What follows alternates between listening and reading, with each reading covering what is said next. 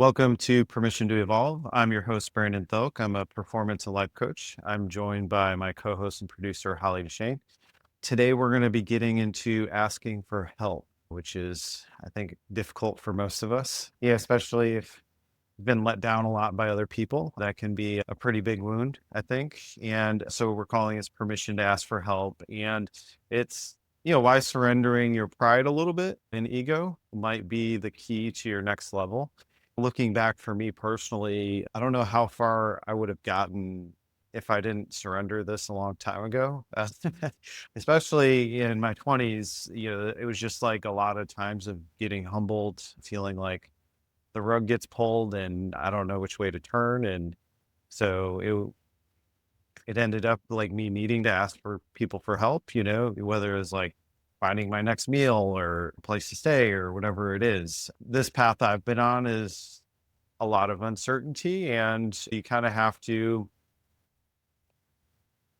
use what's available to you. When you don't have the skill sets developed yet, there's usually this insecurity around that. And, there might be that pride piece is kind of this, I'm supposed to know everything. I'm supposed to have everything figured out. I'm supposed to look perfect, right? I'm supposed to act like I've got everything together. These are the things that prevent us from asking for help. And, the truth is there's a common kind of theme out there with when people do start to hit high levels, you start to figure out like, oh, like nobody actually like fully knows what they're doing. Everybody's kind of making it up as they go. All right. And it's just a little bit of like being able to surrender that imposter syndrome a little bit and just kind of know everybody's doing the best they can. Especially, I think the early days with, when we get into schooling and things like that, where we might have some strengths in some certain areas and we also have weaknesses in others, right? And it's just kind of like when you're in a room with everybody else, you kind of feel like you're the only one that doesn't get it, right? Then that kind of leads to stumbling through and trying to fake it. A lot of these things, if we could just kind of be humble and get out of the ego and just really take that step back, that can bring tremendous relief. It can bring a lot of new solutions. It's oftentimes we're just getting in our own way. I'd say a lot of society standards of, you're supposed to have these things figured out. Really, I think a big one is even like financially, we're not taught much of those things in school. Generally, everybody's stumbling through that, but you're like expected to know all these things, as soon as you're an adult or even beforehand. I think there's a lot of shame around not having things figured out. That's why we suppress and internalize and just try and string things along. The only way you really get the answers is asking for help in a lot of these ways and deepening your knowledge or understanding. And so many of the things we just feel so alone with them that we feel like we're the only ones having that problem. And the vulnerability piece is huge because that's what allows us to kind of share our struggles. But then that can be very healing because now we start to realize that most of us do have the same struggles. Most of us go through different phases where, we really struggled with something and we felt like nobody understood us or that nobody else struggled there when, all these things are universal problems. Like everybody's just really doing the best they can. If you don't have any like kind of formal training or learning in some of these departments, yeah, I mean, it can like really stall you out. It can really create a lot of problems if you're just keeping everything to yourself. So it's this willingness to open up. So we're going to go into exploring that. If we're not asking for help, we start to shrink our lives a lot too, because that's what creates more and more safety. If I need to do everything on my own, I'm not inviting other people in that that can be a pretty small existence because we're just bound up in shame. Our goal here is always to shine a light on these things, how they come to be, why they still may be stuck for you and open them up a little bit. And yeah, honestly, there is no shame. Everybody has problems, but when we do internalize the shame, that shuts down everything and it creates a lot of inaction. We're going to try and open that up. So as we get started here, Holly, any first thoughts? Well, I think this is a great thing to talk about. And personally, for me, I think asking for help, that's not something that's easy. You touched on, one of the reasons, right, of being let down for people by people. Mhm. So I can think of times where I did ask for something and someone said yes, but then didn't follow through, or I asked for something and somebody flat said no. So there are those.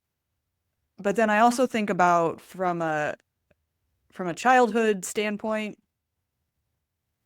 I was I would say through all the stuff that happened, one of the resounding messages was a lot around independence. And Mhm. so I would say there's also that piece where it was like, well, I'm not going to ask because then I'm not independent, or then there becomes a dependence on someone else. And that sort of was something we were taught not to look for. I don't know if that's making sense.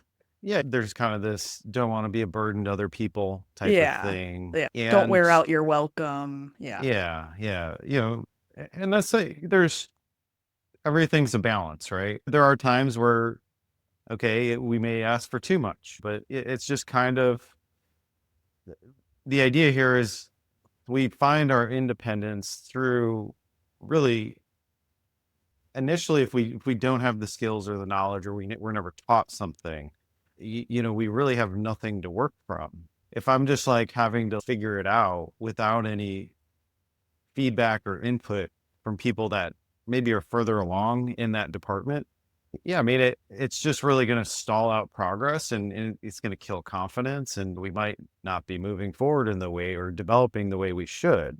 I think probably in the beginning, a lot of people, maybe with parents that were stressed out about things, maybe there was a lack of patience to really walk you through things and teach you things properly, where you maybe would stop, you learn to stop asking for help because it was met with a big emotional reaction. That's a common form I would say this would take.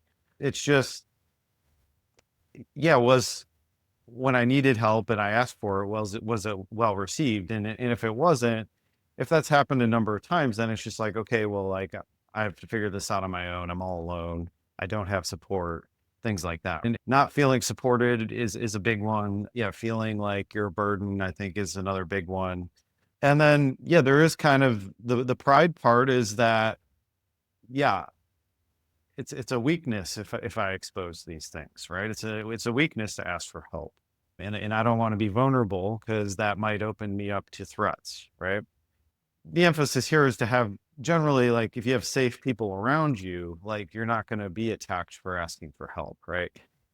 And so, but I think many of us maybe didn't have that luxury. I would say it is a luxury. I would say most people are pretty wrapped up in their own problems, and to be in the proper space to have patience with somebody and take the time and walk them through something and teach them properly. The, that's not always something that's accounted for. Many of us are stumbling through life, and we think we're supposed to have everything figured out, and if you don't, there's you're shamed for it. And that it's extremely painful, right? It's very isolating. But then think of all like the wasted potential in that place where it's just like, well, if I just had the proper help, like I could have done so much more, right? I could have gotten so much further. I didn't have to beat up on myself because as soon as we get shamed, now that starts to become a part of our internal dialogue, especially when we're young and we can't basically see the bigger picture where we can push those things away and not accept them as our own truths. But it is heartbreaking because it's just like we are here to work together. We're here to help each other out. And it's through wounds, it's through pain, it's through stress that, maybe our bids to ask for help like don't get met properly. And then that creates this complex where I really have to go it alone. And once again, these things are long term, they're a beautiful design because it's just, well, when you're forced to have to figure things out, yeah, generally you become hypercritical and a perfectionist and really try to like figure it out on your own. And that causes you to work really hard at things. You actually, that's how you generally gain an expertise is through a wound or a pain and that you felt alone with. And you were kind of forced to figure it out. And that's where we develop a lot of competence is, but as with many things we talk about here, the thing that generally gets you to one place is what holds you back at the higher levels. There's a point where we do have to surrender yeah, now I actually do need other people to continue to expand. And these are all phases, I would say. And the initial phase is like, well, we, at some point, we're going to need to get over that, I'm going to do it alone and nobody, because our life's just going to remain pretty small if we operate that way. And so as you, as you grow, it's an interdependence that actually allows you to continue to grow at a certain point. In business, you'd be like, this is just me, right? And it's just like, well, yeah, I'm limited in my capacity and you're helping me with some stuff. And it's like amazing. But if I didn't have that, like I wouldn't even be doing this podcast. It's not my skill set. It's not something I'm super excited about. That's how I get my message out there more is like through other people. It's a lot of these things. It's working at it long enough to, yeah, you need the competence piece in a lot of capacities, but then it's just like, okay, if I want to continue my growth, that is going to include other people. I think going back to the root of it is a lot of these things are taught in childhood that, yeah, I don't want to be a burden. These stressed out parents like usually aren't very patient. And so they don't teach you things properly. They're worried about paying the bills and all the other things that are higher priority than maybe your development in that moment. When we're in this like loving, supportive environment with patients, like that is where people flourish. And so if that wasn't your experience, there's probably some areas you've been left behind. And as you progress in life, people have lower and lower tolerance for that, where it's just like, oh, you're supposed to know this already. But like if you never properly learned, the only way you're actually going to get better is by being vulnerable and opening up and trying to work through that. And it's difficult, because that shame, it can be very heavy and it does make us feel alone and it makes us feel like nobody understands us. Quite often, as we take that journey to be like, okay, well, I'm really the one holding me back now and I need other people to progress me along. That really opens up our world because whatever you're struggling with, there's somebody that's an expert at it. There's somebody that knows exactly what you need to do. And they could speed up your progress exponentially if you kind of just get out of your own way. If you take that step back and develop that self-compassion. Initially we might have the shame associated with something, but it's getting to that place of self-awareness of recognizing I'm weak in this area and I need somebody that's strong in this area to help me through it. And that can really be a huge catalyst in a lot of ways. That's just kind of that call to, okay, if it's not working, if I feel like I'm barely piecing things together or just stringing things along, like generally I'm probably in my own way and I need some outside help. I need somebody with a different perspective than I do that isn't wrapped up in shame. That could really smooth out the road for me if I can open up to that. Many of these things, it's like admitting that you don't know what you're doing. And like I said, the further along you get on the journey, you're just like, yeah, those people like they're really, really good at certain things, but most of the time they don't know what they're doing in most areas. It's only that willingness to open it up, to take a look at it, to go a little bit deeper and strengthen those foundations. Like that's how we gain the confidence across the board. It's a big self-awareness check-in, and if we have repetitive problems over and over again, that's a sign that, okay, like, yeah, I keep recreating the same thing. I'm in my own way here. You'll see this commonly with dating, people that are like struggling to find a partner. A lot of times through shame, it's created a lot of like a super long checklist and everything's got to be perfect. And, basically it's just this continual rejection of anything that doesn't fit this perfect list. And so people are getting in their own way where it's just like, well, no, you need to soften everything. You need to open up. You need to take a look at why are you rejecting so many qualities in other people? That's probably because you're rejecting those in yourself. And it's the denial of ourself that stunts our growth. I'm suppressing these aspects of myself and I actually don't like myself because of that. If somebody else is mirroring those things for me, it's not going to feel very good. And the window is always in the negative emotion. That's where we get to see deeper into ourselves, and that's where we get to find out where we got stuck. So a big part of permission to evolve here is there's a reason you're stuck, and there is no shame behind that. Life happens. We internalize a lot of negative information about ourselves. All we're doing is calling that into question.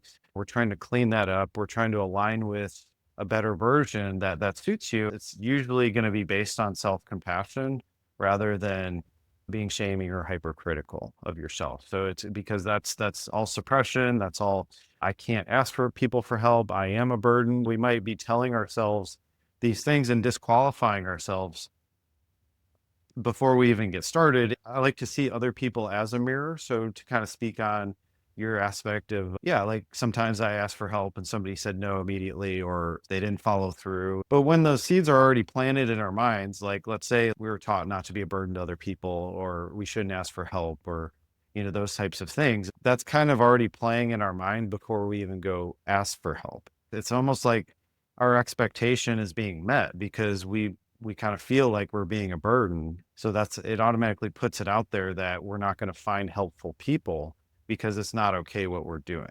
And that's the thing. So our beliefs are super powerful. It does basically frame up how we operate, and it's this judgment from others that we're usually afraid of. That's generally why we don't ask for help is through that judgment of like, what is this person going to think of me? Especially if we've struggled with something for a very long time, like we're already being way harder on ourselves than anybody else could be to us. But that's why we have to have that willingness to open it up and meet that, because that's not the truth. It's just stuff we've internalized and we can rework it. But I'm really just going to get what I expect from other people. And so we want to be able to ask confidently if we do need help. And at the higher levels, you do shift to this, yes, I do need other people, and that's actually good for everyone, is this interdependence.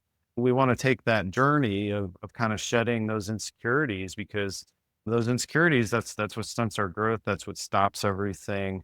And if we're not willing to address those things, and generally that is going to be through other people, we could really stall out our life in so many ways. That's what creates the constant struggle, is we're in our own way, and basically, we've tied ourselves up in knots where we can't really move forward.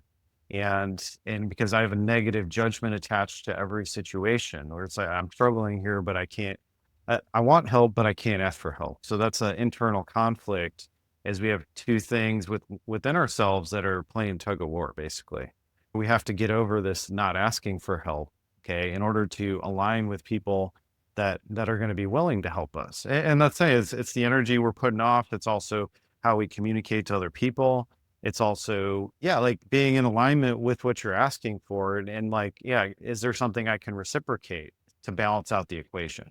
Everybody needs help with something. And so I think it's finding windows into that. If you need help with something, maybe there's some sort of an exchange, and that would balance it out so you feel good about it, right? There's all these different variations here, but it is this journey to be like, well, if I want more, that's probably going to take other people. It's probably going to take me taking a deeper look at myself, and questioning what I believe about these ideas, and really kind of disproving the idea that I have to do it alone. The independence is good. We want to strengthen that initially, but then that is going to be the thing that holds us back. It's interesting to me, you're talking about the interdependence, and I did a class this week on the 7 habits of highly effective people, and that there's a key part of that book that's about you become independent, but ultimately the goal is to become interdependent. So that's lining up with that, and mentioning that people resist it out of fear of judgment. That fear of judgment gets in the way of a lot of things, not just asking for help. But I'm curious for you to share some things about how people might work on letting go of what's ultimately their own self-limiting judgment. Goes back to that mirror idea of like, well, so if somebody can say something to me that's going to hurt me, I'm already probably telling myself that same thing at a deeper level. It's going to be built on a wound or some sort of pain, where I'm being hard on myself to begin with. And probably, if you're unaware, you're probably projecting that onto other people. we'll find that if I'm pretty rigid, I'm going to be very judgmental of other people. People just might be reciprocating that back to me, right? If I'm in that tension, people are picking up on that. I'm not in this relaxed, open place to receive. I'm in this shut down place of basically pointing out why things don't work or the problem with everything. I'm stuck on the problem. In that place, I'm just going to get more and more problems. What we're talking about is surrendering the judgment of, because our mind, it really just kind of plays from our past, and it's always projecting the past into the future. Whatever we got in our past, we're going to expect that in the future unless we make a change. If I'm already operating that way of like, even if I, once again, if I go ask somebody for help, but I have all these ideas about it in the back of my head from my past that I haven't reconciled, now that I'm already expecting those things to happen to me, I'm already expecting, somebody to shame me for something. I've already shamed myself for it. That's what's wrapped up in those beliefs to begin with. When they do that, it's actually, it feels bad internally, right? And so that means it's an inside job. It means it sticks to us because we already hold that story. That's actually the access point. When somebody does that, we're going to want to get upset with the other person, but it's like they're just like telling us what we already believe. That's the piece we have to work on. Like once we clean that up, somebody could say something to you and it wouldn't really matter. Like you just be like, oh, that's not my helpful person. You don't have to take it personal, but we only take it personal when it cuts us, and it cuts us because we already have an anchor within us of that idea and they're validating it. And it's a lie. It's a lie we've been telling ourselves all along, but it just got brought to the surface, and that's why it's painful. That's the opportunity in it is when we feel bad about something, it's at the surface so we can look at it and examine it. And why do I believe that? Where did that come from? Who originally told me that? Those ideas, I bought into them and I internalized it into what I believe about myself. When that person shames me, it's already rooted within me. That kind of further tells me that story that I already believe about myself. And so this work is really about dismantling all those things. And how can I open myself back up? And so that means that surrendering my pain. It means questioning my pain. It means actually detaching from my pain, like because I've internalized it and I've built walls around it to protect myself. And if it's left in that place, now I don't have a path forward. I'm just going to be protecting myself every step of the way. What we do there is we start to create a very predictable life. And one of the biggest catalysts for growth is new information that we can internalize and see the situation differently. So everything I do with anybody is I'm just trying to get a perception shift. I'm just trying to get you out of your own way so you can see the situation differently, because that's what allows you to move forward. But if I've been telling myself the same story my entire life and I don't believe I can get input from other people, then, now I'm shut down around that idea and I just keep validating my own experience over and over again. I can't move forward. So the new information, if we're in the place to receive it, that's what allows us to move forward. And we have to be able to integrate it into our life. And so that's saying, so new information, it's initially going to excite us.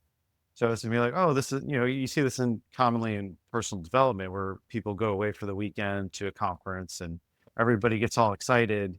And then they go back to their normal life and then they're just like confronted with their reality again. Right. And it's just like, oh, like I wish I could just be in this supportive environment all the time. You build that environment within yourself. Okay. So when you go to something like that, it's showing you your potential. It's showing you like, hey, this is a different way of thinking. So that's the exposure point, is the excitement because it's aligned with truth. It's yeah, like this is actually true. But then when I go back to my normal life and I'm not around all the supportive, exciting people, now I'm confronted with what I actually believe. Do I just hit the wall and then go back to normal, or do I meet it and do I continue to question things to open it up? So the new idea, it's designed to expand my mind. And when I expand my mind, that expansion is also going to be followed by a contraction, which is like, okay, what do I actually believe right now? This is what I want to believe. And now I need to reconcile those. That creates this internal battle. within yourself. And whatever you're attached to is what's going to win out. If I'm not doing the follow through work to stay with something, then it's just going to go back to my default. But if I'm fed up with my default and I can't take it anymore and I'm done with it, and I'm like in this place of I'll try anything, which is that's a powerful place because I'm willing to surrender all my defaults for new things. I'm more apt to move forward in that place because I know what these results are and I don't like them. And I'm willing to go into the unknown and figure out what I don't know. I can pull myself forward. And in each step of the way, I'm going to be continually confronted with what I actually believe, which is generally negative things about myself if I'm in conflict with the truth, the exciting thing. Because we can build this expansive mindset that is open to the unknown and that, is willing to take massive risk and really put ourselves out there and not really care what other people think. But it's a journey you take where every time you take steps towards it, you're going to be confronted with the parts of you that feel like you need to protect yourself. And so that wants to take you back to the default. So it's always this back and forth. And in the full commitment to something is what allows us to pull through it, is we just stick with it long enough that we can start to take the energy out of the past judgments. And when we start to do that, now we start to free ourselves up for the new ideas to really cement in. Because it's kind of like it's like you're taking a supplement that's like going to benefit your health. Okay. But if let's say you eat terrible and you need some vitamins and minerals. So if I take the pill, like it's going to help me a little bit, but if I'm not changing things to align with this higher level, right, I'm going to continuously be depleted. And then I'm also going to be continuously dependent on the pill. I need to be moving with things. I need to continue to head in that direction. So I'm less and less dependent on the room of the people that are excited and loving life. Because if I need that in order to feel happy all the time, like I'm dependent on that. Like, how do I create that in my own life? Is I have to I can look at that and be like, okay, these people achieved a lot. They've really built themselves from the ground up, and that's super impressive. But they took a long journey where they just kept moving forward and they kept working through and shedding all these limiting beliefs so that they could be rock solid. We want that immediately. That's the problem. We think that, oh, I see it here and I can start to do these things overnight. But no, it's like you take steps towards it. As I take steps towards it, I'm going to be confronted with my reality, which is what what I've lived up until this point, and I have to question those things and I have to release them and I have to align with the things I want to continue on my journey. That every step of the way, there's going to be some areas that are extremely painful. There's going to be things you've really struggled with that you're probably not qualified to handle on your own. Like that's where we need somebody with an outside perspective to be like, hey, like you're pretty wounded here and this is really affecting your perception. You're going to continuously get in your own way in that department. Like you're not going to be able to push forward because like unless you absolutely have to, there's wake up calls we have in life. A lot of times, people, won't live a very healthy lifestyle until maybe they get landed in the hospital, right? It's like, oh shit, things have really stacked up. So now I'm going to make a change. It doesn't have to happen that way, but oftentimes we don't change until we have to. That's one of the cool things about the growth path is it's you like creating the awareness within yourself of like, I want something different. I want a better version. You have to go through and question things and we all have blind spots. We all have things we can't see. And that's a big reason I recommend meditation is because we're trying to distance ourselves from our thoughts so that we can start to actually adopt a different perspective of our own experience. How can I see this thing differently? So we can do that by going inward and journaling and doing all the prompts and all those things, or we could have somebody that points things out and be like, well, what if you see it this way? And what if we make this adjustment? Or have you considered this? They're trying to basically nudge you in the direction of something that's more aligned, something that's not built on your pain. So that's really the goal is like, if I'm in my own way, I need outside information or outside people. I may actually need a support system too. I may need somebody to remind me of things to be like, hey, like you want to head in this direction. This is what you want. Like the accountability piece, we might need that too if we sink into our problems a lot, if we tend to spiral into shame, because that's what basically puts us back at square one. When we get met with an expansion, we're going to have a contraction, which is going to mean like I'm going to be confronted with my limiting beliefs. It's my job to continually unpack those and work through those and question them. And, because if somebody else has built a highly optimistic mindset, that's generally not they're handed everything on a platter. That means like they worked through a lot of challenges and they saw the opportunity and everything, and they kept moving forward. And they built this rock solid mindset through the experiences, were painful things that sharpened them every step of the way, that leveled them up every step of the way, because they started to put that spin on it of how can I see the opportunity in this? How can I shift out of this? What's a better version? Because when we're at the bottom, we don't have any good options. There's not a lot of good moves. That's where the self-compassion piece comes in, is you have to understand where you're at in your journey. And if something's in a very painful place for you, we only need a tiny step in the right direction. We're not going to be able to make a dramatic shift unless you absolutely have to. If it's life or death, you might be able to, but it takes a massive amount of energy to change when we're anchored to something extremely negative. So we have to shave layers off of it. We have to soften it.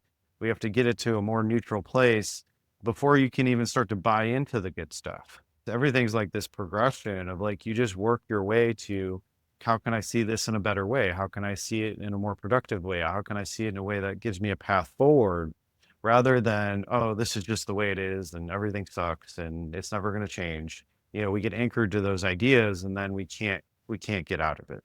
If someone's they're working through the self-judgment around asking for help,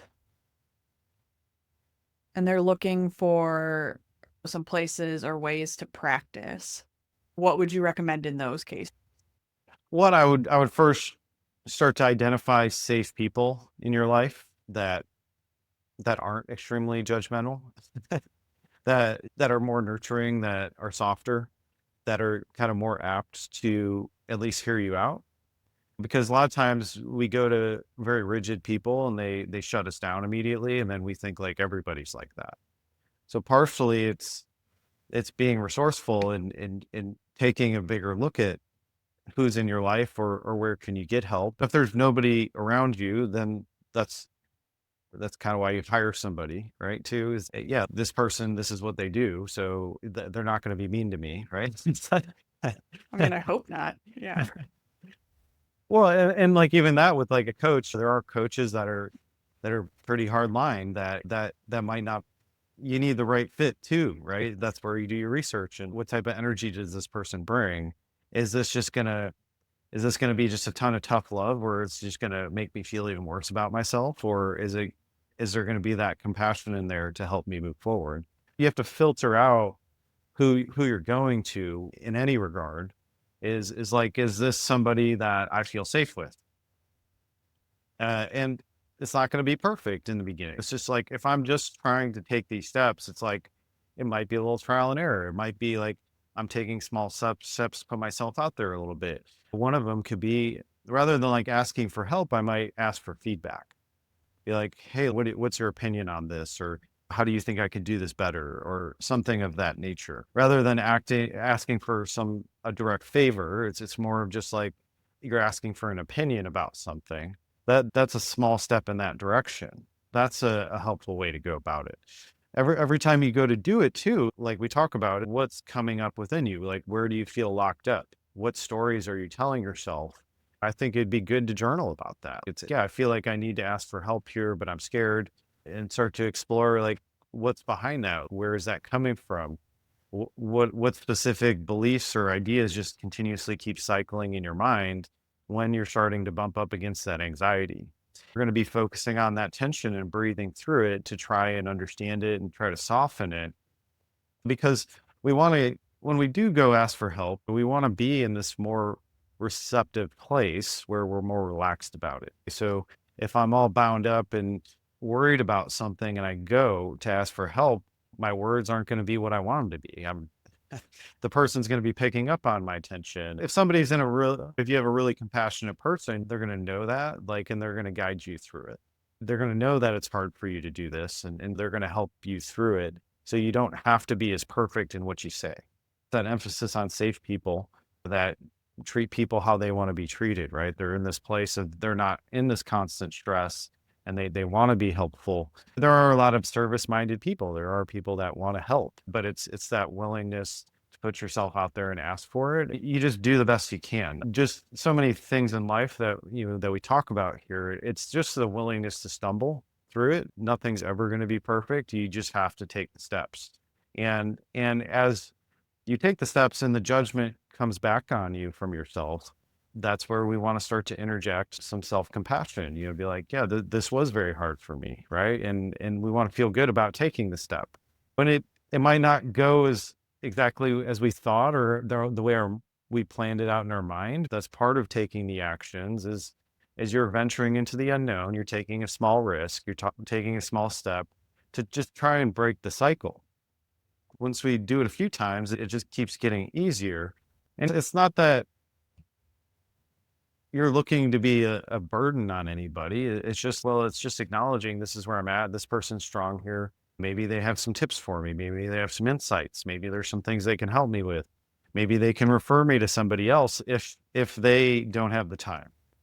It's just allowing things to develop. It starts from that willingness to just admit that, like, hey, like what I'm doing is not working. Like this problem keeps coming up in my life and I don't really know how to solve it.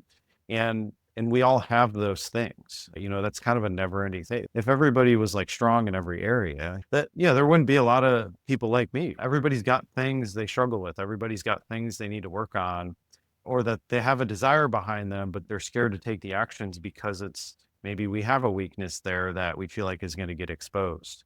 We're all human. That's really what we're trying to connect to is the humanness of, well, the fastest way through things is often going to be through other people. It's that willingness to admit, like, hey, I don't have all my shit together. Like, I'm trying to figure it out. And I would say that's an important piece, is like developing the competence. You're at least helping yourself. I'm working through these things and I'm trying, but I don't know how. That's a good sign that you're actually trying, though, right? That's what you're doing, the best you can with what you know, but what you know isn't good enough. Okay. Or it's not the right solution for you. So that's where we want to open it up. And that's that willingness to surrender your ego, the willingness to learn something, because that's the most rigid people. It's they know everything. They've got everything figured out. If you question them at all, like their insecurities are there. And so they'll lash out with like anger and things like that. I think that's a common occurrence. Many people have been around that. And that's a person that never lives a different day in their life, right? It's just the same thing over and over again. And it's sad, but that's also built on a lot of wounds. Like that person was probably hurt a lot. That's what creates the rigidity, is that this is how I protect myself. If I'm that way, generally where people have to walk on eggshells around me, generally I won't be able to get help from that place because I've probably burned a lot of bridges, right? And I'm showing up with that energy. So it becomes this like self-fulfilling prophecy of like, I have to do it alone, but you have to do it alone because of the energy you've created around it, where maybe there's people that keep trying to help you, but you're not open to it and you keep shutting them down or you keep laughing out. That's a common one. When we're very in our ego, often I see this often with clients when we start to hit on some pretty heavy emotional stuff. It is a bit of a tug of war where they might, I'm working to help them through something that's difficult, and they might actually be lashing out at me. That's the protection mechanisms are woken up, right? And the ego like doesn't want to surrender the pain because that's what it learned to be safe, right? I've built this identity around this pain, and to question that in itself is just like, I don't know who I am without this pain.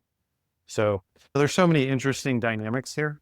And it's just really that it is about the surrendering and going outside yourself that can really accelerate things for you. And it can bring some pretty cool perspectives that really can connect a lot of dots in your life. If we hold on to our pain and we're never going to relinquish it and we have to do it alone, that's a very like hopeless place to be. It's also a very powerless place to be.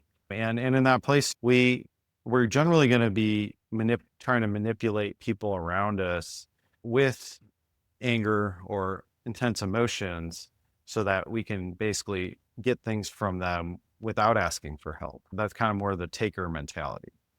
So, so that's what we're working up to, this idea of how to interdependence. It's really about this collaboration. And that's the acknowledgement of like, I have things that I bring to the table and you have things that you bring to the table, and those are complementary, and we can work together to build something bigger. That's really what we work towards, is like, I don't have to have it all figured out. You don't have to have it all figured out. But if we combine it like that, that's what gives us the path forward. That's one of the coolest things, because it's just like when you're in your strengths anyway, that's where we've already built confidence and competence, and that's generally, there's an enjoyment behind that too, of like, this is what I like to do too. If I don't have to be in the areas that I really struggle with, if it's not a necessity, then yeah, like, why don't I pass that off to somebody else? Any good businesses run that way, right? It's people staying in their lanes, people understanding like, this is my role, this is what I do well, this is what you do well, and I trust you to do it. There may be a little bit of crossover, but it shouldn't be something dramatic.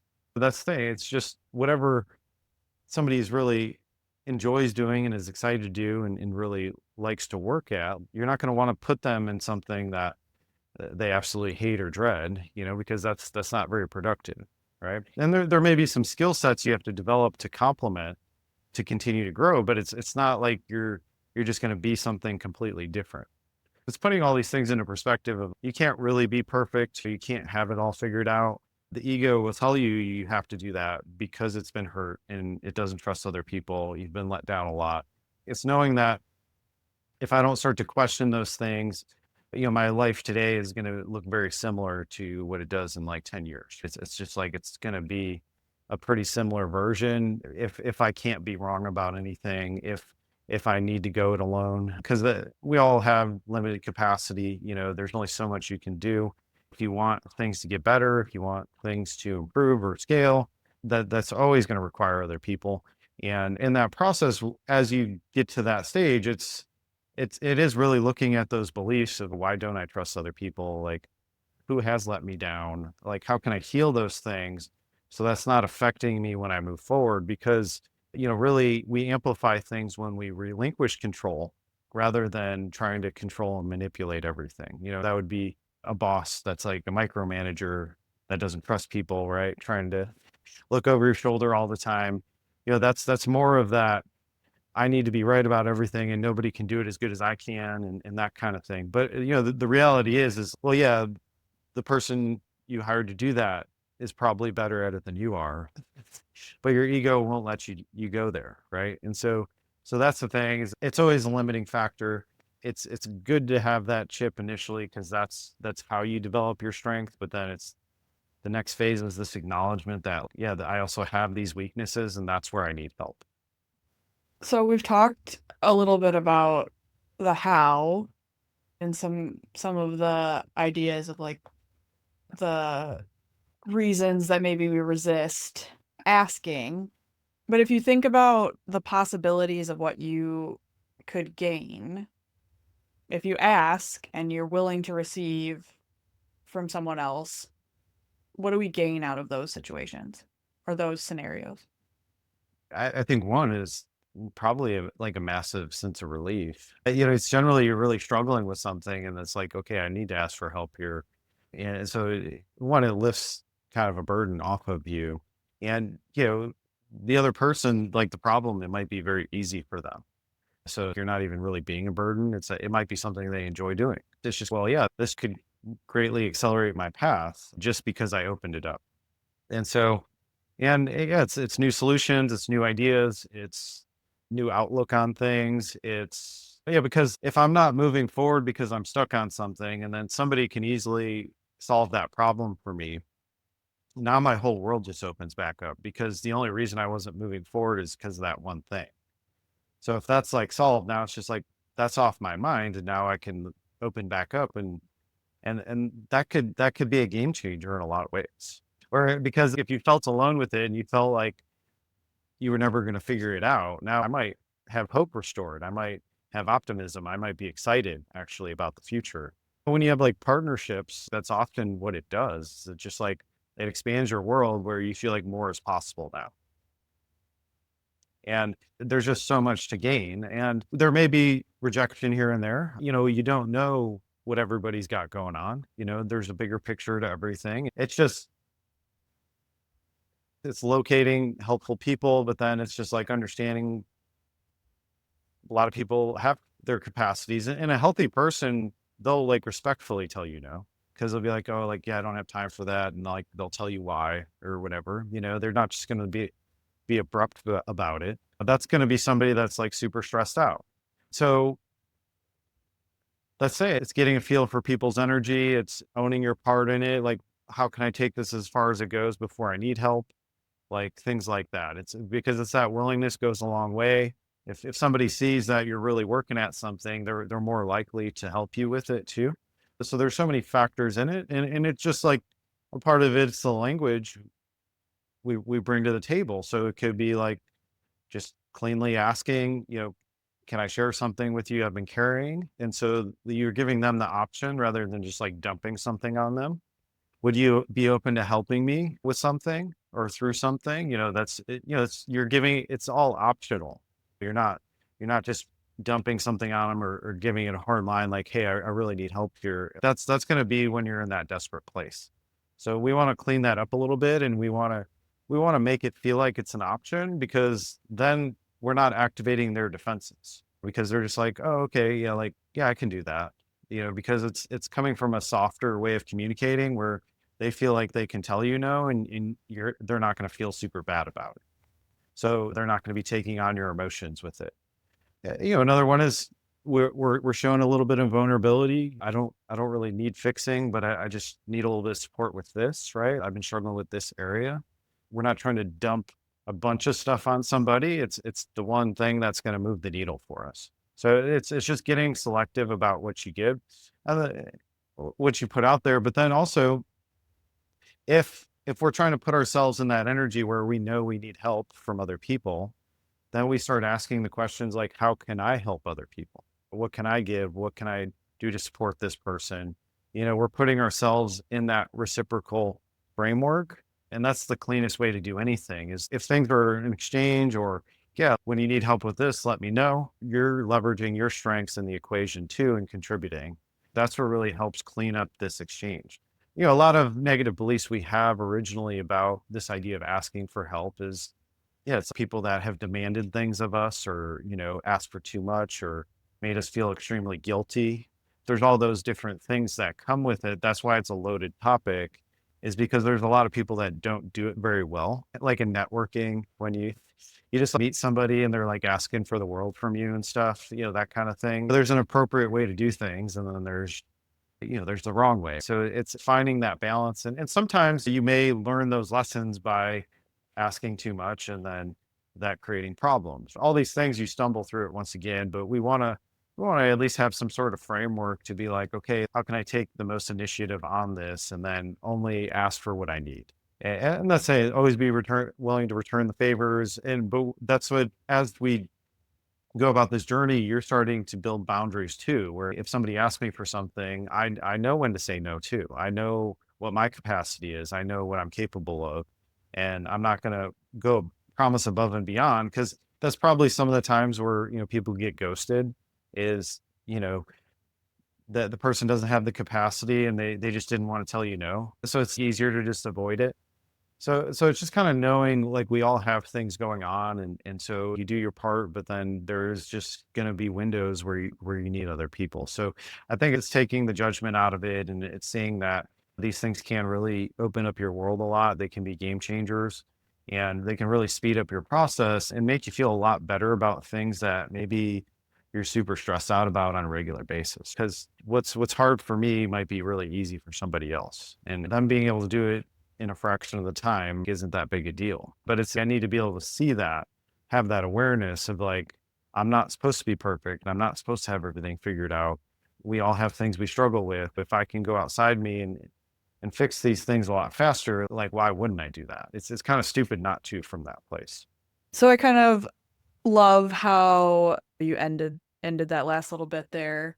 Just if we were going to put a bow on the episode today, recap a little, what are the key takeaways or key points?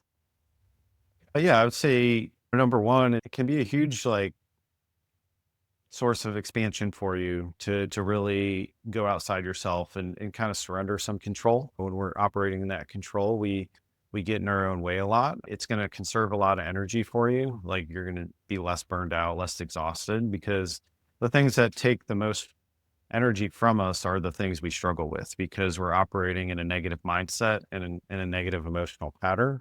So that just burns up a bunch of energy because it's going to be a worry and anxiety until we check that box.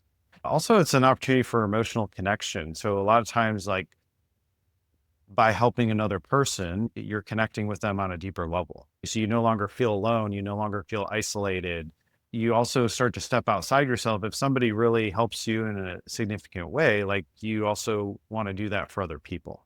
So it starts to create these dynamics of just really being intertwined in a healthy way of like, yeah, this really helped me so much and I want to give back now. That's a common one. When you seek to be of service of other people, it just keeps expanding your network and it makes people think better of you, that kind of thing. A lot of people actually they get a lot of enjoyment out of helping other people too. I think it's seeing it through that lens. Like if they can help and they're really good at something, well, that's actually what they love to do. Letting them do that's a good thing. That can really connect you. Also, we have accelerated growth, as I mentioned. So mentors and feedback, people that have strengths, they can really start to dial you into what you need to do to move forward at a much faster pace. And it opens you up to new resources and that's it. It's whatever your strength is, bring that to the table too. When you're struggling with something, that's what you have to offer. So don't let that skate by. It's giving and receiving. In balance is the most productive relationships. When we're way out of balance, that's when we have bitterness and resentment come in, and that's what really ruins relationships. So it's just kind of always accounting for these things. It's not a tit for tat thing. It's more of just like, well, what can I do to help out? What can I do to impact the situation in a positive way? Everything doesn't have to be on the balance sheet, but we do want to be returning favors and doing things, that are aligned with us to continue to add to the relationship. We don't want to be burning bridges or become that person that, people don't want to respond to because they're asking for too much or they never get back. Just in summary, you're not weak for asking for help. We all have weaknesses. And often the way we move forward is by getting people to help us with those so that we can have this new outlook on things. So it's a very necessary part. We got to take the shame out of it. We got to put it in the right perspective and the right formula, but we got to let go of all the internal judgments behind it because it's mostly just stuff that was taught to us by people that didn't really know any better, that were also wounded, that kind of thing. We can kind of put that to bed and really start to open up our life by expanding outside of ourselves. So if anyone's looking to go deeper with you or, kind of explore what it is that you have to offer, what are some of the best ways for them to reach out, to find you, to start that conversation? Yeah, if you'd like to go deeper, you can visit my booking website. That's brandonthilk.com. On there's links to all my social media. There's also, I offer a free 30-minute strategy session. So you can book that with me and we can just have a conversation about what you've got going on and how I can help. I post regularly on Instagram, YouTube, and TikTok now. That's at Brandon Thielk. On TikTok, it's at bthelk. And there's some good insights on there to help kind of wrap your mind around this work a little bit better. And if you're curious, yeah, definitely reach out and we'll see how I can help you. Thanks for listening. And don't forget to ask for help. It's very important in making progress. And it's just that act of getting out of your own way that can be such an important thing in making progress. Yeah. In the spirit of asking for help, if you enjoyed this podcast, I got something out of it, we would love to have you share that with someone else you think might benefit from it. Well, yeah, definitely. That'd be great. All right. All right. Cool. Well, thank you. Yeah. Talk to you later, All Brandon. right. Bye.